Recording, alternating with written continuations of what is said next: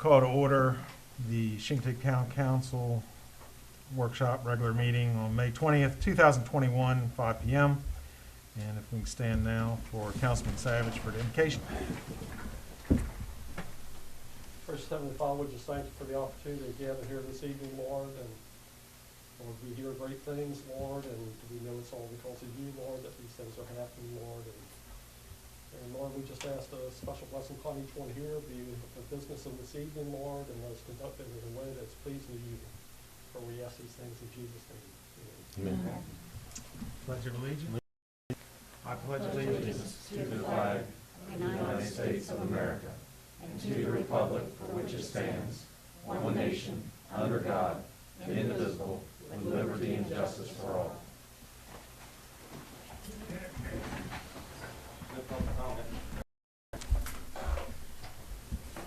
All right, since we have no public comment, we will move on to presentation of donations.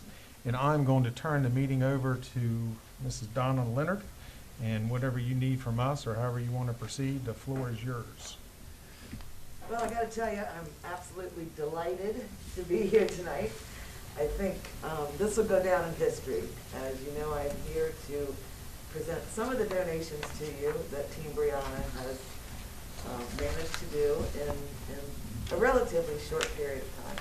So I just saw Cindy pull up, not that I'm going to get word, but before she comes in, I'm going to talk behind her back and tell you a little bit about how this all came to be. Some of it you probably know.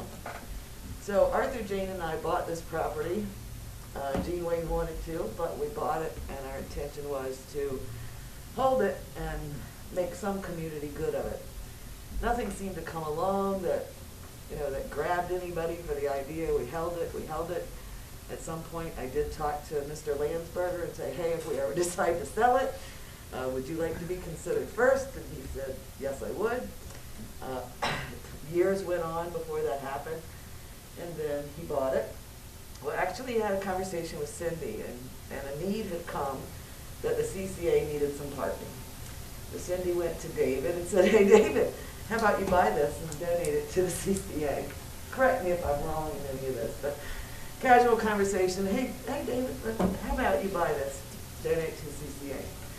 David did buy it, but he had bigger ideas than just a parking lot. So at that point, he approached the town and said, I would like to donate this to you, but let's make athletic field, soccer field, playground. Some of you that were on the council will remember a delightful lady came along with the idea of having a statue done by David Turner to put downtown. I knew that was going to be a hard sell. So I reached out to her and said, I think you got a hard job if you want to put a memorial in the downtown park. But the town has just acquired property from Mr. Landsberger, and I do believe that if we try to name this park after Brianna Merritt, that monument won't be hard to put in that park. So one thing led to another. I knew that the park was going to need more money than the town had. So David made another great move when I said, I'm willing to raise the money, but it's not going under my social security number. Got to have a nonprofit to be our leader. And he very quickly said the Island Community House could be that organization for you. And then he hired Cindy. And now she's getting mad. She is outside. She's messing up. She is outside, maybe she'll hear me, but if you ever want somebody on your team that's going to lead you to your goal, ask Cindy. Because Cindy will carry the bats, she'll punt the ball, she'll catch the ball, she'll run with the ball, she'll pick up the trash after the game, and she'll advertise the game for you, just to name a few. So once Cindy came on board, running the Island Community House, all the pieces fit together and we started fundraising. So, as I'm saying, tonight is a night of history. I don't know if you've ever had people come to you the way we are tonight. I'm calling them the Community All-Stars. And the big hitter, of course, is Mr. Landsberger. So we're going to start with him. He's got another meeting to go off to. And we will let him make his presentation. And then I will go on with some of the other Community All-Stars that are bringing together this large amount of money. And I know you've gotten grants for this amount of money before. but it's not like the community pulling together the way they have for this.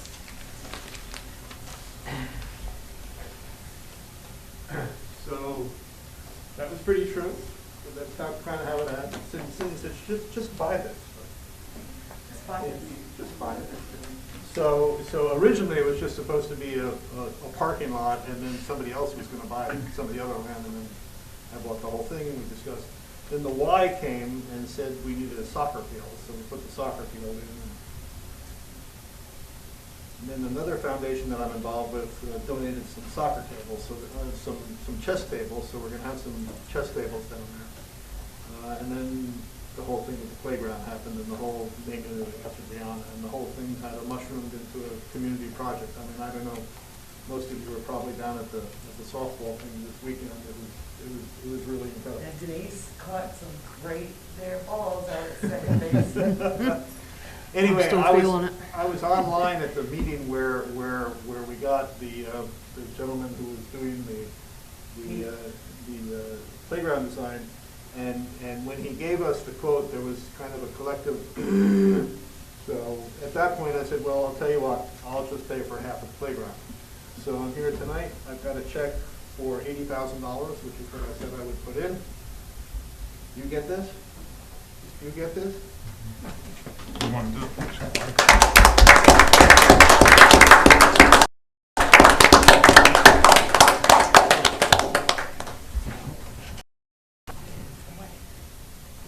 Got it? And so don't run off. One other thing, I also pledged an additional 25 for if and when we do the pavilion, because we've got a plan for a pavilion. So, and the land for the park, which was an additional grant, I believe we recorded that last week. That got recorded, so that was donated also last week. So we've got it all taken together. Thank you, David. Bravo, David. I thank you, Mr. General.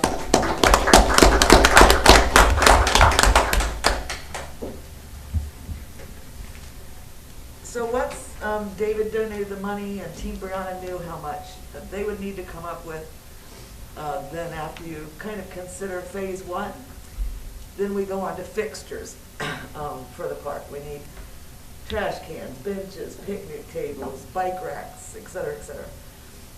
So after we had taken care of paying our part for the purchase of the equipment, Cindy and I went to the Kiwanis, said, okay, we've got a pavilion, we need picnic tables, that might be a good thing for you guys to do. So, as Kiwanis does, they stepped right up to the plate. And so we have Mr. Tom Lassier, is that how you say it, Lassier? Lacer. I knew I would get it just wrong. And he's going to make a presentation for the purchase of some picnic tables. I didn't know, speaking about the Kiwanis, we put it to them and we came up with a donation of $2,500 towards picnic tables. That only is half the job, but what we start with, so.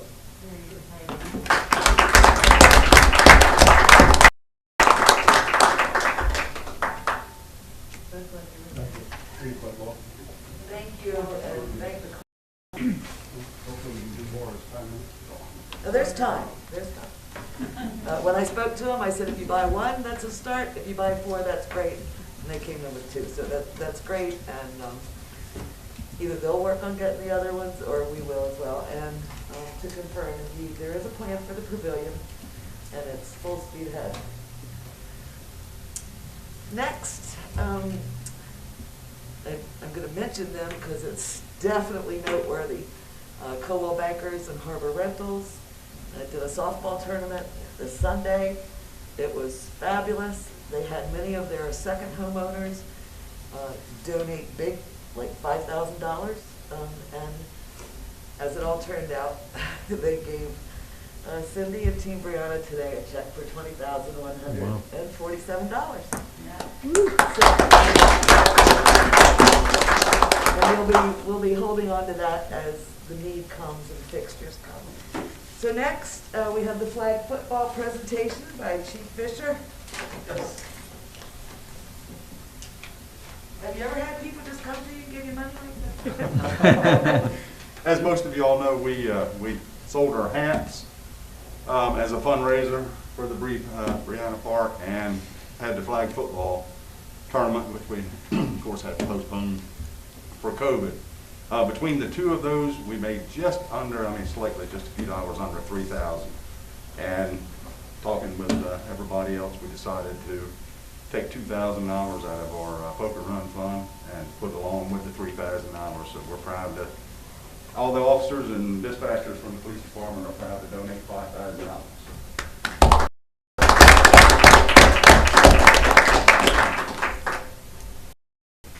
Thank you. So to name names and everybody who contributed along the way, there's no way I could even start that, because we had elementary school students bringing their coins in, we had teachers that made cinnamon buns.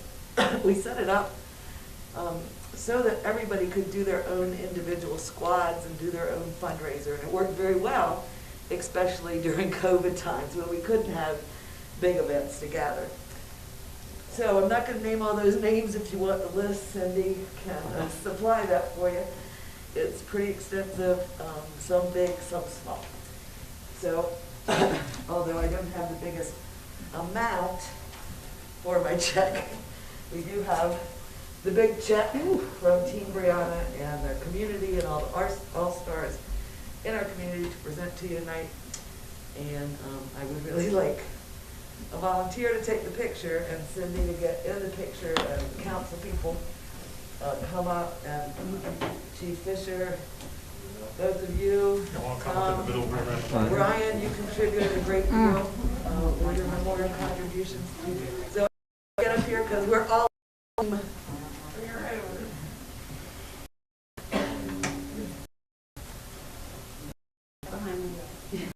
that's good, I like that.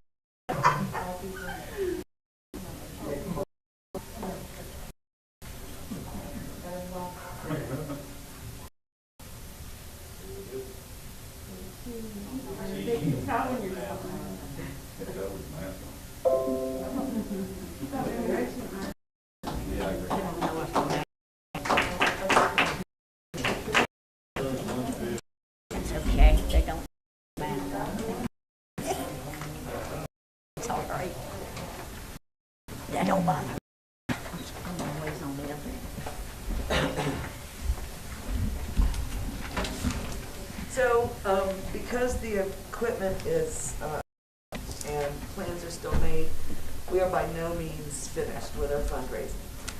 Island Foods as well came to our committee meeting and presented us with 1,500, just over, close to, just over 1,500, and that was from the little pendant flags that they sold during the winter time.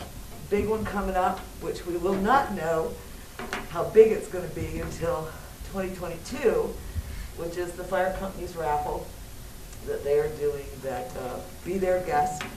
And I'm sure Denise has got a lot to do with this, because she's going to be hosting the people who get front row seats on the dock at pony pinning and ride in the truck as the ponies parade in town. And that raffle will continue to go on through July of 2022. Yeah, the last time I looked, and Cindy, I don't know when's the last time you looked, but it was already somewhere not quite to 7,000. So if we do it until May of next year, another year, hopefully we'll, and I'll keep pushing it. You know. Yeah, I think that's going to be I like this. I would love to so see we're us at not the done. 20,000 mark. We want to continue. If you haven't ridden down Smith Street or School Street, do it. They're waiting for one more big piece of playground equipment, but you can certainly see that it's going to be a reality. And I think that Brianna's request for all of us to be kind is not something that we're going to do today or just tomorrow. It's going to be in the minds and the lives of people for, I'll say, hundreds of years to come. After your lifetime and probably after your kid's lifetime, people are still going to be going to Brianna's Be Kind Park, and it's just going to be a fantastic addition to the community. Thank you very much. Thank you. I'll take this opportunity to deviate a little bit from the agenda. Does any of the council persons like to say anything with regard to this before we move on? Yes, sir. Go ahead. You know, when all this, and you know, I talk a lot, but you know, when all this came about, this little girl held a special place in all of our hearts. Even if you didn't know her, you knew what the situation was and things like that. This whole community, every day, I don't want to say it amazes me because I know what we do and how we do it, but I dare say you couldn't go anywhere else in the whole wide world and find a community to come together the way we do. And to have it, spearheaded by Cindy and Donna and everybody else to help put everything together, and David for the donation of the land and everything, it's just amazing. And when people come here and they see how we do things and how we come together as a community to do something for individuals and the community itself, it's unmeasured anywhere else. And every day, even though born and raised here and will die here, every day I am so proud to be a part of this community. And I appreciate, personally, I appreciate everybody's involvement in this. And it just makes my heart so proud. And I'm very, very thankful, and I feel like we're very, very blessed. Thank you. Thank you, Denise. Anybody else? Yeah, I really want to thank the Community All-Stars. Dave, I'm not trying to pick you out, not just for the land, not just for the money, but the push to make it happen. Do you understand what I'm saying? There was a time of a slow walk, and I know that, but when Vice Mayor Bach got on board, I told him, I said, can you go to the budget personnel for me? I said, it's time to make this happen. And the community, like you say, it's way better than grants. Better than any grant we'd ever get. Because people, like I said, they love, and you have seen the kindness. I'm not trying to be funny, after that football game these guys had with Arcadia, wish they had it on tape. The hugs. And why? Because they actually learned each other's respect.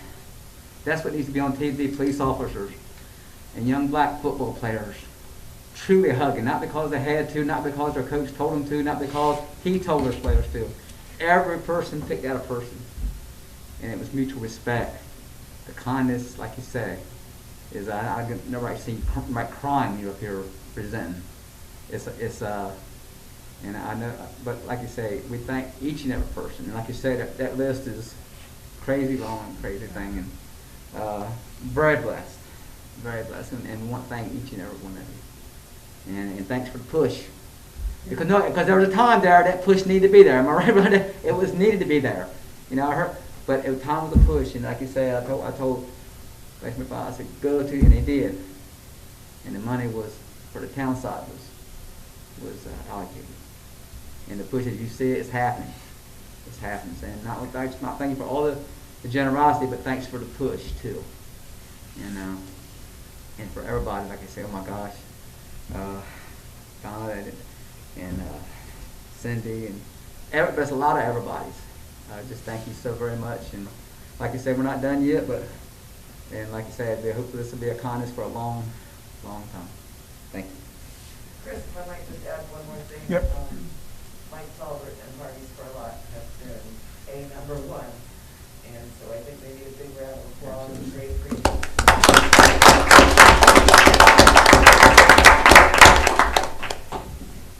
Anybody else on the council before I move on? Nope. Okay. All right, I'll entertain a motion to adopt the agenda. So move. Second. All in favor, signify by saying aye. Aye. Agenda is adopted. And Mr. Rush, review of state of emergency, please. All right. So good evening. Mr. Talbert will be pulling up our presentation real quick. I am going to start with just a quick little update with the current hurricane season upon us. I know we talked about the Colorado outlook just a few weeks ago. NOAA released their outlook today, and again, the moral of the story, it's an above average year being forecasted, as well as our averages are going to be higher this year anyway because of the new 10-year average. So I wanted to point that out. Next So Anna will be our first named storm and could happen within the next few days there east of Bermuda. And then we can go to the next one. All the model guidance right now shows Anna, once it does form, moving out to the east-northeast rather rapidly. And if you look to the right graph there, you'll see that it may reach tropical storm strength. It may not. So if it doesn't, we won't have a named Anna, but we very well could have that on our hands in the next few days. So our state of emergency, today, all the metrics as of 10 a.m. this morning, today marks 443 days that we have been dealing with COVID here in the town of Chincoteague since last March. And we all know it's been a long time. We've had a lot of good times and we've had some bad times. But with the ups and downs, we've made it through to this point. So again, I think everyone needs to be commended. And then, of course, everyone that was here tonight and all the things that have happened during COVID.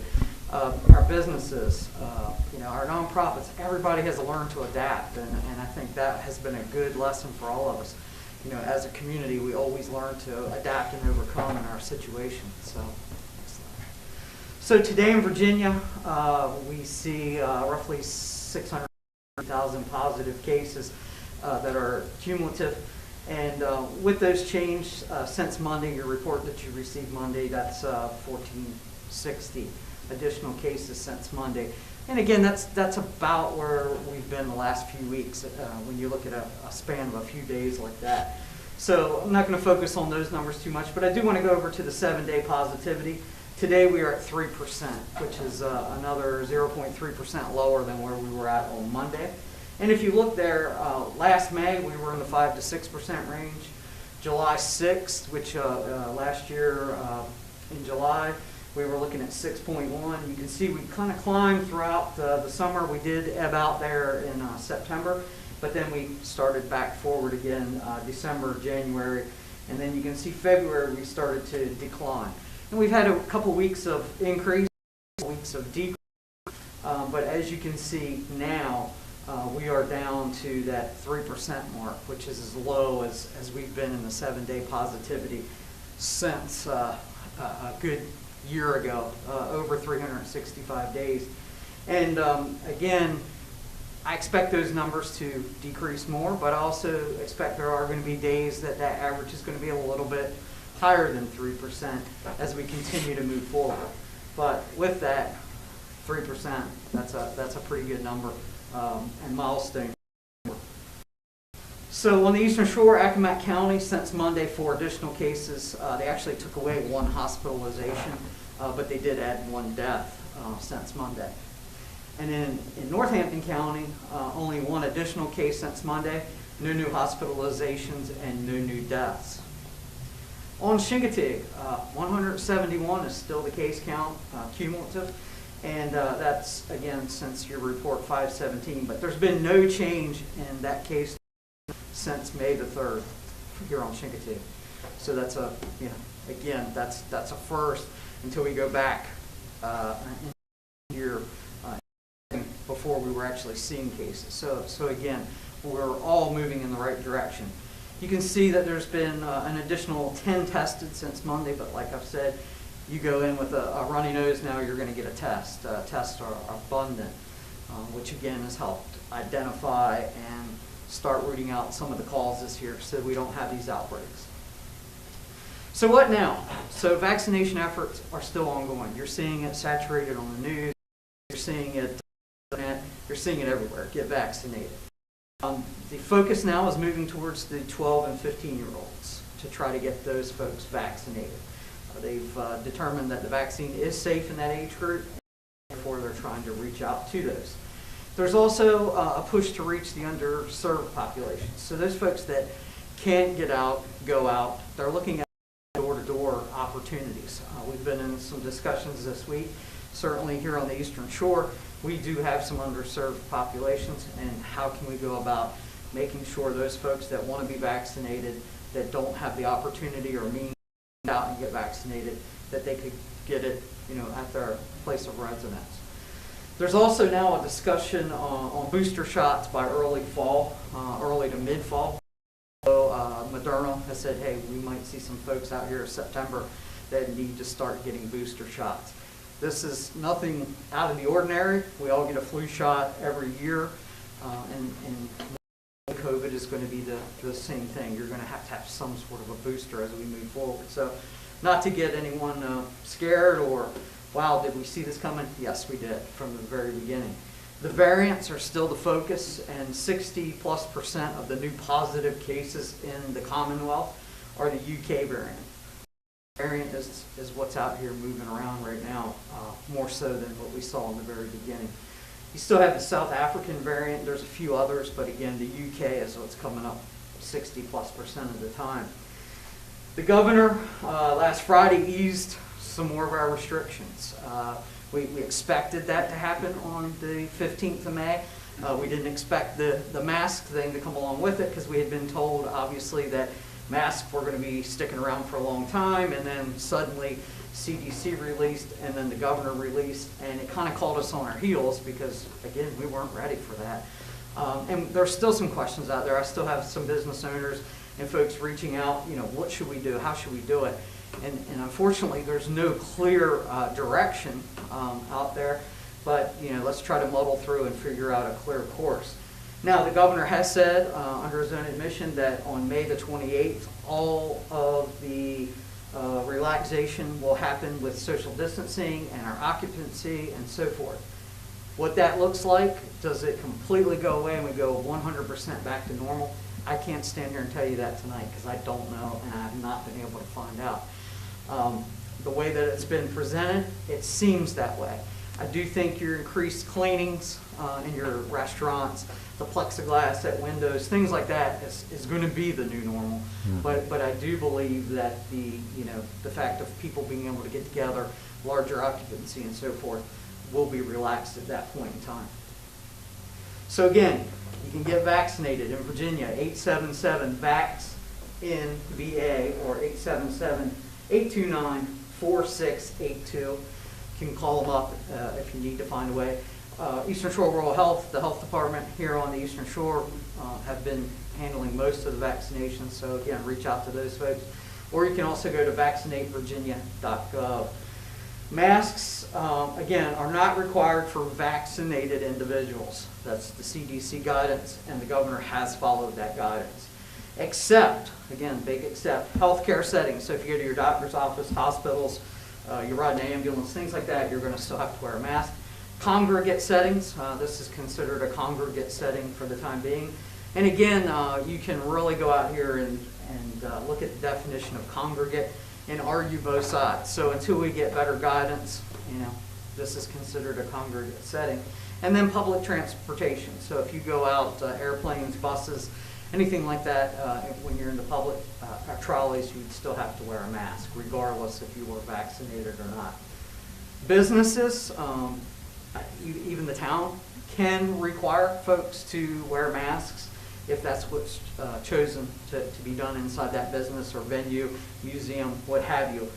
They may require folks regardless to wear a mask if they want to. But here again, that's up to the individual entity. And then anyone that wants to wear a mask, wear one. Nobody's going to tell you to stop. There was a time that you couldn't wear masks and such out into public, but now you can wear a mask if you feel comfortable wearing a mask. By all means, wear one. So the Virginia Occupational Safety and Health Emergency Standards are still current. We had those given to us sometime around September, October last year, which addressed all of our departments within the town. The big one that we focus on right now with the new standards is going to be the EMS folks. And with EMS, our PPE use is going to stay the same. We're not changing our standards. So if you see them out here in spacesuits, don't get extremely excited that something really bad's going on. No, we're going to continue to treat everyone like they have COVID, because that's what the CDC recommends in the healthcare setting, in the back of a small ambulance. And certainly you can understand that all of the EMS folks are high risk all the time. And then if they're doing any type of airway procedure, that's when you would really see them in their spacesuits, because they're very high risk. And I'd also like to give a plug out while we're talking to EMS. This week, May 16th through 22nd, is National EMS Week. And the theme this year is This is EMS, Caring for Our Communities. And again, not only EMS, but all of our staff and all of our departments, and then again, all of the folks in the community. We were all caring for our community in the last year, and it really shows, and it's commendable for everyone. So, our summary. We're to a recovery process right now. Recovery, it'll continue. We're learning the new norms. Again, on the 28th, we'll learn more so what that looks like and try to support our business community, our faith-based community, whoever we can support. You know, we're going to continue to support them, and certainly ourselves. The positivity rate is on that steady decrease that we want to see. Variant spread is what we're seeing. It's slow, but that's, again, what we're seeing. Our local PPE supplies are better than they were when we started COVID now. So that's a really good thing. PPE is not hard to get a hold of because, again, the manufacturers are really kicking in now. Vaccinations for the Eastern Shore are more than adequate. We actually moved forward faster than most of the Commonwealth when we started getting to that phase 2 part. It was slow starting, but when we got there, we really moved here on the Eastern Shore. So the state of emergency in the Commonwealth will continue until at least June 30th, is what we've been told. Whether it expires June 30th or it remains is yet to be seen. We still need to continue. We're going to use a modified 3Ws now instead of our 3Ws. But wash our hands, which we should have been doing all along. Wear a mask if you're unvaccinated. And then what makes you feel safe? You know, if you don't want to be in a big crowd, don't go in a big crowd. If you want to wear a mask, wear a mask. If you want to go out and live life like you did back before COVID started, and you feel safe doing that, by all means. You know, that's where we're at now. We really, again, are seeing more so COVID in our rear view mirror as a dim taillight. But you know, we still need to have a little bit of caution, and those 3Ws should help us get along the way. With that, I'm going to offer up a recommendation this evening to consider ending the state of emergency for the town of Chincoteague, midnight, May 28th. It is safe to do so. The emergency itself has been mitigated. COVID has not. COVID is still here. I'm not saying that COVID is over. I don't want anybody to misunderstand, but COVID is still here. However, the emergency, in my opinion, has been mitigated for the town of Chincoteague. Response operations will mostly end by May the 28th when all these other guidelines go away. Really, our response operations as of late have been minimal to none. And then, of course, this must be done by full consent of council because, as you remember, we go and come in states of emergency. But under a pandemic, as was discussed by council on July 16th of 2020, the modification in the SOE would have to be done by that full consent on any type of pandemic thing. So again, that is my recommendation. Mr. Viceman, I got a question on that. Brian, on your, when you go to scenes, whether it's an accident or a sickness or an illness, you're still going to need to be protected for COVID, aren't you, on your Yes. amp? You know what I'm saying? So even though you're saying it's over, that's not going to be over for your crew. No, it's not, and I don't think that's going to be a while. Isn't it? I don't think you will ever see some of the standards that we've been doing now for the last year. I don't think you will ever see those standards And go away. that's what I was thinking. I mean, like you said, because those cases are still. Yes. And the guard can't be let down on that ambulance. Like I said, I figured that, but I just want to make sure. Yeah, they still have. Thing that the EMS, when they come up or in that situation, know that they're going to be protected from COVID. They don't want it coming up against. Their guidance, and I'll tell you their guidance, we all were old enough here to remember the 80s and the AIDS HIV crisis. You treated everybody like they had AIDS if you were in the medical field, and that's what kept you safe.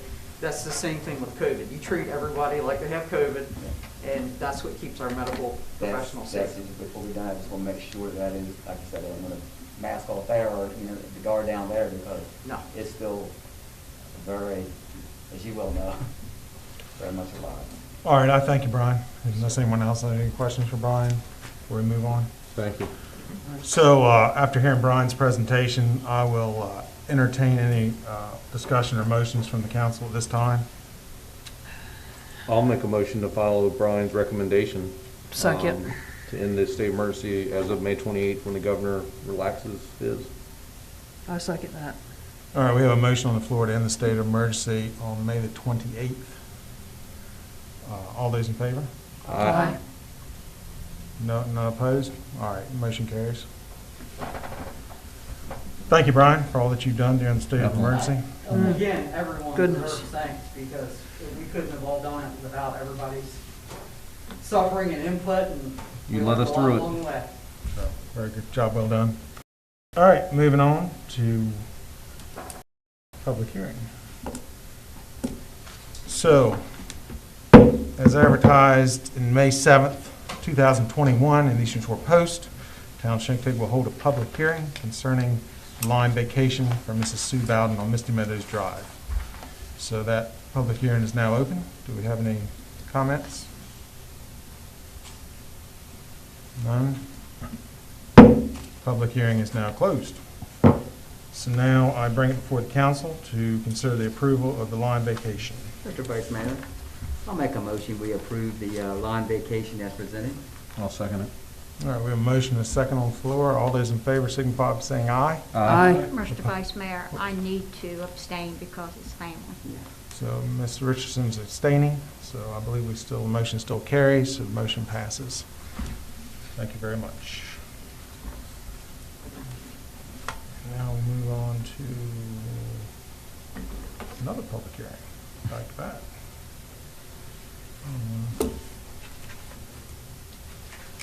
All right, following advertisement appeared on May 7th, 2021 in the Eastern Shore Post.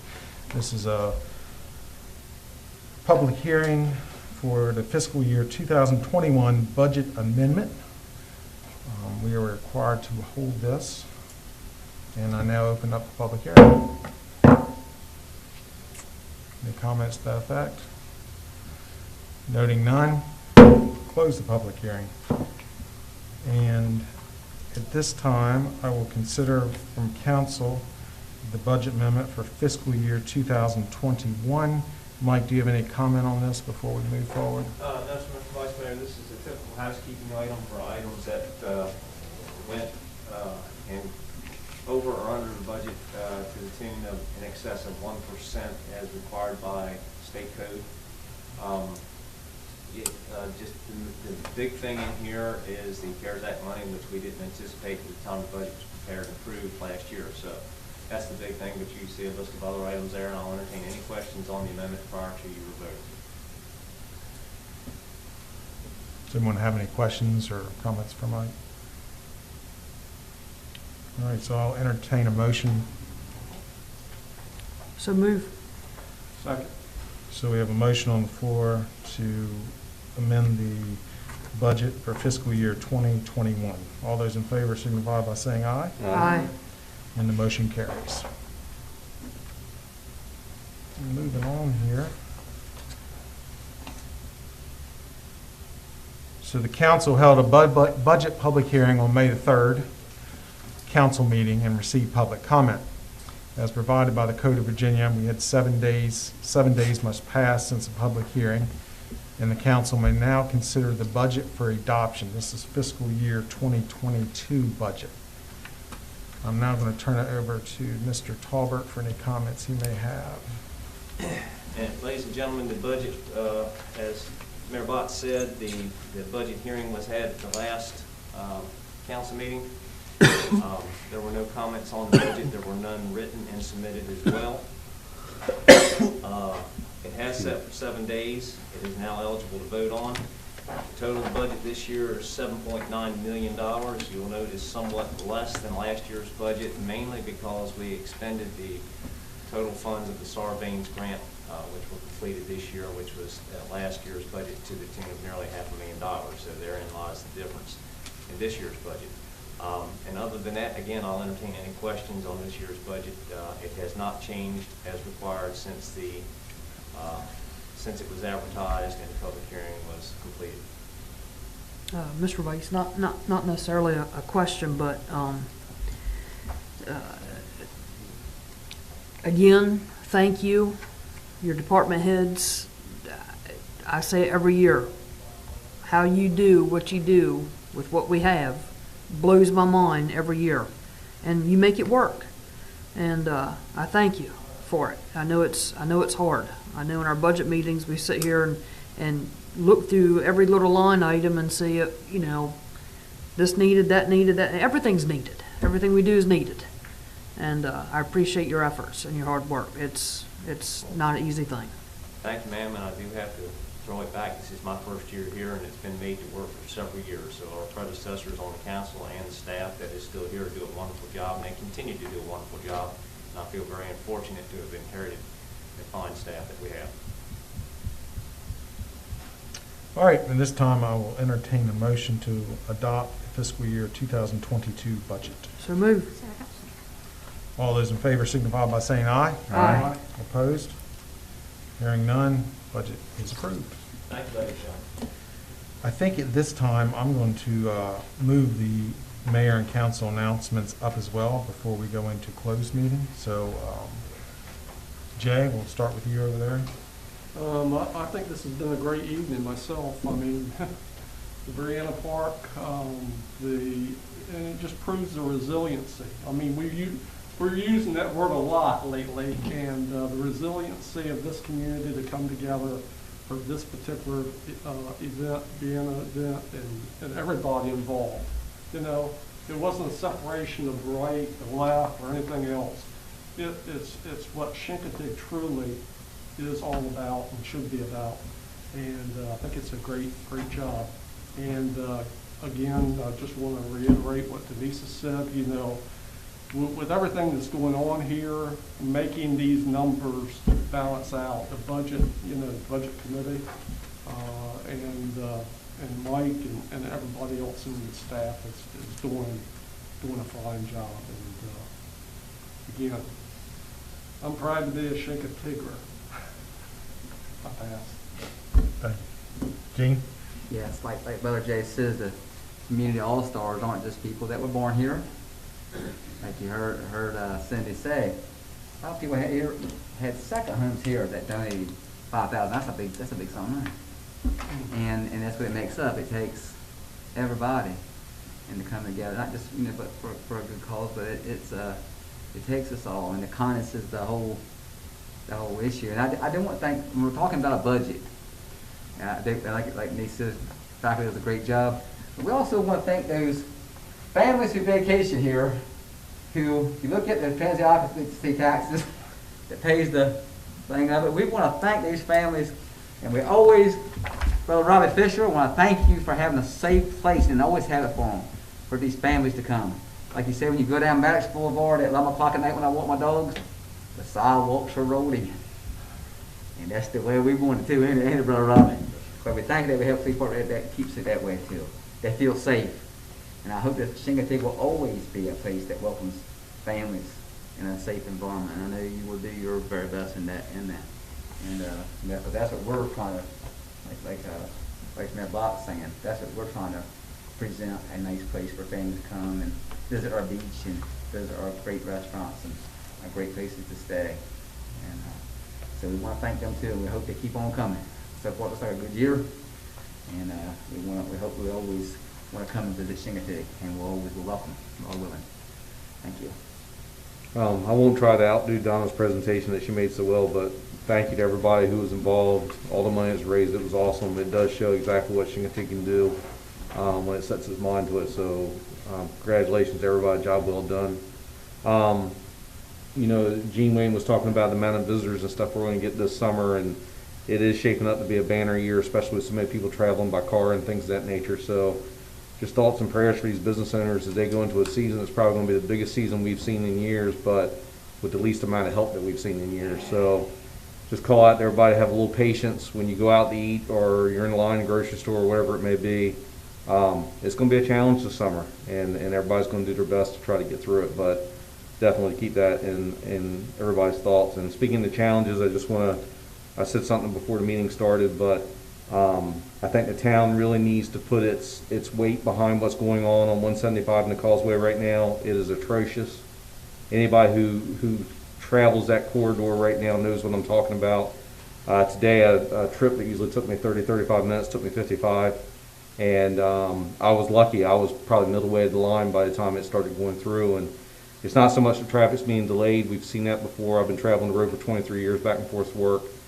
But never have you sat that long and had lines that long. And after what we saw on the causeway on Monday and that terrible accident, you know, now you're holding up traffic and you're creating traffic jams and people are trying to get to the highway or trying to get to Chincoteague. And it's definitely a dangerous situation. So somebody really needs to look at what's going on as this project continues and see if they can't try to mitigate some of this, because it's if you haven't traveled it, you don't know it's bad. So just wanted to put that shout out there. Denise? Yeah, Donna mentioned the softball game. I was glad to participate in that. I wasn't glad on Monday because I'm still feeling it, but it was amazing to see how many people from the community came out to watch, to cheer on, and all the people that participated from all over. It wasn't just, you know, people from here that played ball and everything. It was the very definition of the sense of community. And I stood on the sidelines there waiting to take my turn at bat, and I was just scanning everybody and everything, and people were having so much fun. They were laughing. They were visiting with each other. It was just a wonderful sight to see, and I appreciate the people that put that on. I did joke with Angie and told her that next year I'd write her a check instead of playing, but it was fun. I did learn I could still bat, I could still catch, and I can still throw. I still can't run, but it was cool. It's good to hear Brian's report that we seem to be getting back to some sense of normalcy, whatever that may be. No, we're still not having carnival and pony pinning, just because of the logistics of that. Just can't be done. And when that decision was made back in February, March, we didn't know what the situation was going to look like. We didn't know what the governor was going to do. And now it's too late to get those permits. It's too late to get, you know, all the things that we need to have it. But I can assure you that if I've still got breath in me come next July and all the rest of us over there have it, we're going to have a bang-up carnival pony pinning year. And looking forward to it. And I'll end that with Go Yankees. My boys threw a no-hitter the other day, so thank you. Ms. Elm? Well, I don't really have anything to add, but as Jay said, it's wonderful to be a Chincoteaguer. Well, I've been here since I was 15, so I'm a transplant. But you know what? The Lord has blessed us with what we have right here. And he keeps his hand upon us, because we all know when these storms come, most of the time they'll go away from us. So, but Chincoteague has always been a community that pulls together. They're not one for sitting down and crying about it. You get up and you move on. So, and I thank those people that welcomed me into this community. That's been a long time ago, but still, I haven't forgotten. So thank y'all. So, wait, I got one more. I'm a member short on the rec committee. I got a nice gentleman back there. I like to get on there. You do? Yeah, I don't have anything to add that hadn't already been said this evening. I will say that the town has been working diligently, and it may not get publicized a lot, but I know Mike's been on top of a lot of these issues that you mentioned, the 175, and I know that we're having meetings and so forth, and they're doing that in addition to the state of emergency and the kindness park and everything. So things are, for the public in general, things are moving along at a pretty rapid rate that don't get seen all the time by the public. So we're fortunate to have them back there working as hard as they do. And that's all I have. Mike, do you have something for me? And Mr. Vice Mayor, I don't want this to go unsaid, because it was a great thing that happened here this evening, but I don't want the council to get sold short. The council has committed nearly $400,000 in funds and labor toward the park itself. The town Public Works Department is doing did the majority, or just about 100% of the installation of the equipment, and doing a very good job, as they normally do. We'll be contracting a little bit of the stuff, but the town Public Works Department is doing the rest of it, and those gentlemen are doing a great job and doing it very quickly and in a professional manner. And the town has also committed a lot of funds toward this project, so I don't want that to go unsaid, and that's directly a result of the council voting on that, so I thank you for that. Thank you. Thank you. All right, so at this time, I'll entertain a motion that the council convene a closed meeting in pursuant to section 2.2-3711A.1 Code of Virginia for discussion of specific employee discipline. So moved. Second. All those in favor signify by saying aye. Aye. Aye.